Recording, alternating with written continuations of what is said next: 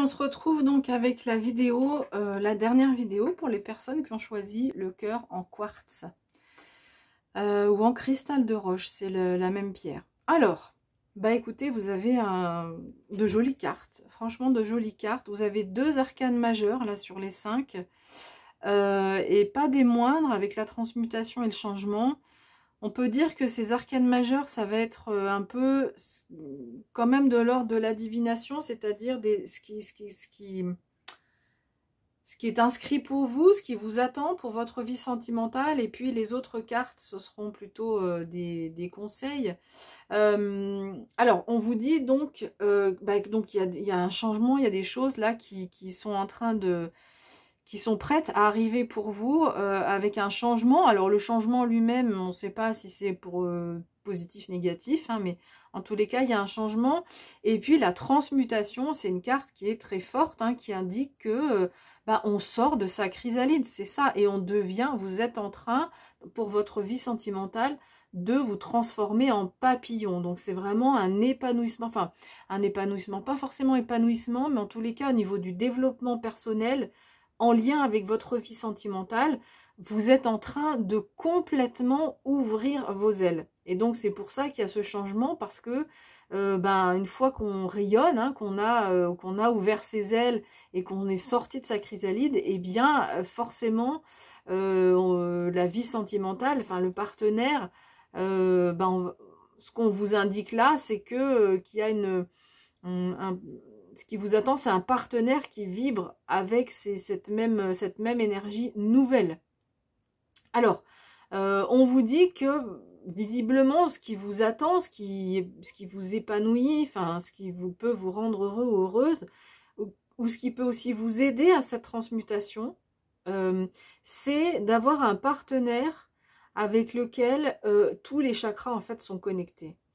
Donc, ça veut dire qu'on n'est pas que sur une relation où on s'entend bien, mais il y a vraiment une connexion autour de tous les chakras. Donc, ça veut dire partage de la vie spirituelle, partage au niveau de la communication, partage au niveau du cœur, de l'amour, partage au niveau des émotions, partage au niveau de la sexualité aussi, enfin du chakra de base, du chakra sacré. Donc, il y a vraiment... je suis en train de voir, oui, il y a celui du plexus solaire aussi, donc de la vibration de... Alors, le partage au niveau des émotions, et donc en fait, j'ai juste zappé le chakra du plexus solaire, où c'est ce rayonnement qui est là, qui est partagé, c'est-à-dire que le partenaire, il est dans la même dynamique que ça. Donc, vous... Pour vous, là, ce qui est inscrit pour vous dans votre vie sentimentale, c'est d'avoir un partenaire avec toutes ces vibrations-là. Et donc, le travail, il peut se faire, si vous êtes en couple, on peut faire ce travail aussi pour être sur cet alignement-là. Et si vous êtes célibataire, donc si vous êtes en couple et que c'est pas du tout le cas, c'est pas cette relation-là qui est prévue pour vous. Et si vous êtes célibataire, eh bien c'est vers cette... tout le travail que vous pouvez initier sur vous-même autour de cette transmutation et ce changement, eh bien ce sera pour aller vers une relation ensuite sentimentale dans laquelle il y a cette connexion qui est parfaite avec le partenaire. Alors, on vous dit que là, vous êtes, la vie spirituelle vous protège, hein. Alors, je ne sais pas ce que vous avez vécu, ce que vous vivez en ce moment, mais sachez que si vous êtes dans une phase qui est difficile, sachez que le monde spirituel, malgré tout, veille sur vous et qu'il a pour vous des schémas qui sont quand même plus joyeux, puisqu'on voit avec, on parle de changement, et puis cette transmutation. Alors, parfois aussi, ce qui est important de dire, c'est que on grandit aussi de nos erreurs, ou pas forcément des erreurs, mais des situations difficiles qu'on a pu vivre.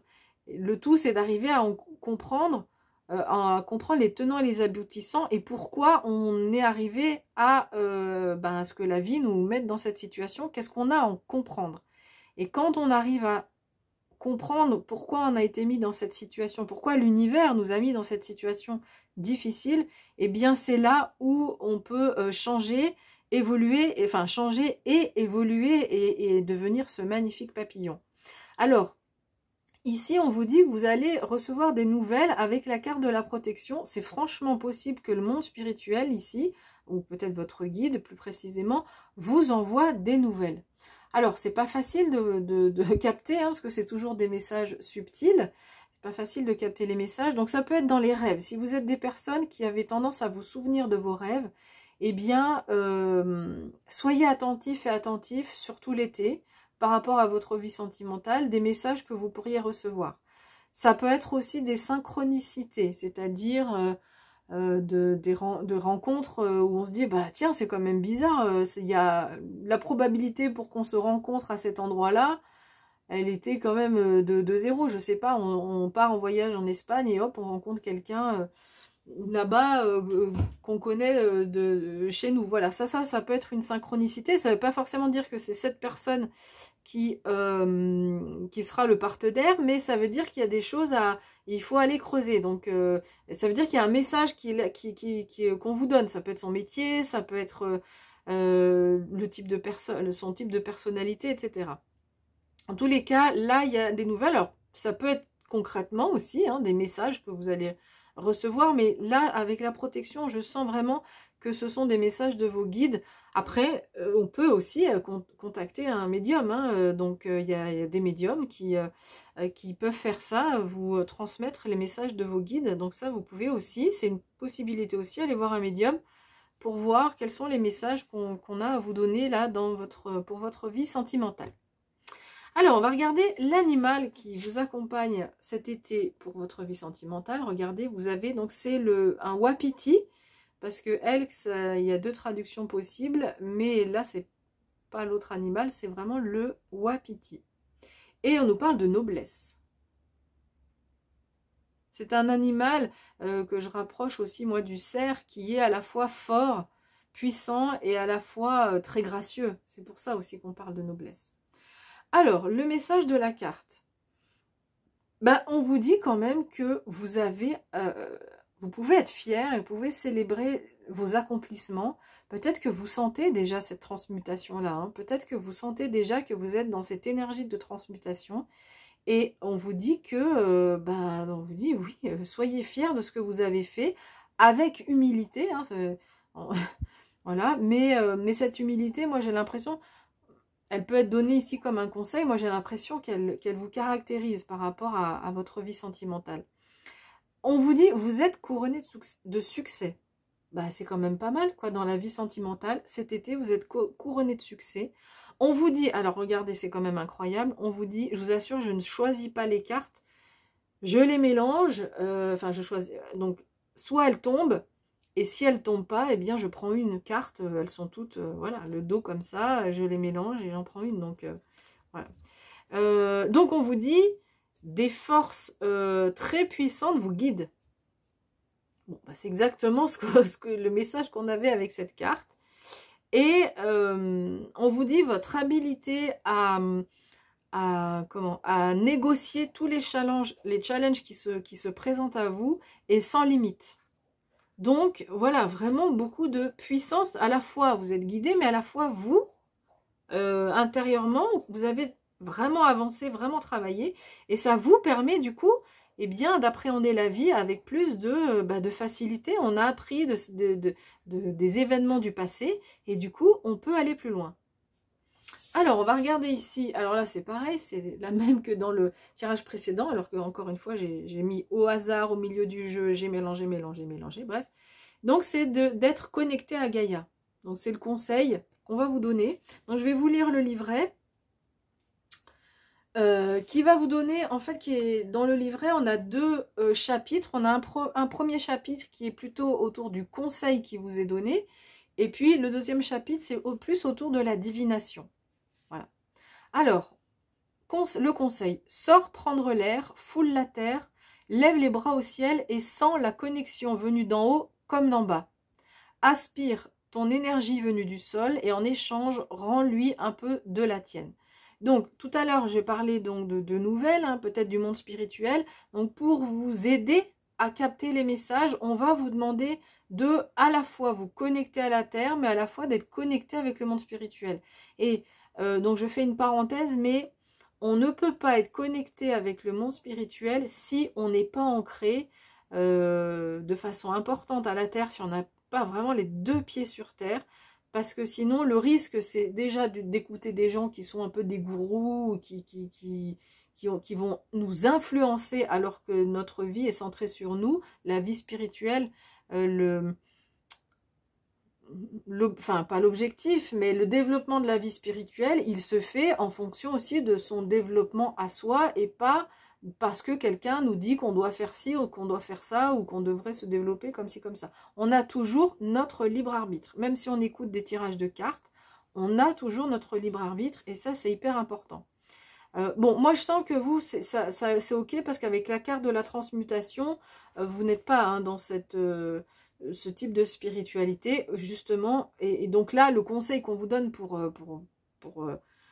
avancer hein, dans ce chemin de transmutation, c'est donc de vous connecter à la Terre. Alors, je continue. Si tu n'as pas la possibilité de sortir, mets-toi debout, les pieds bien à plat où que tu sois, et sens l'énergie qui remonte au travers des couches qui te séparent du sol.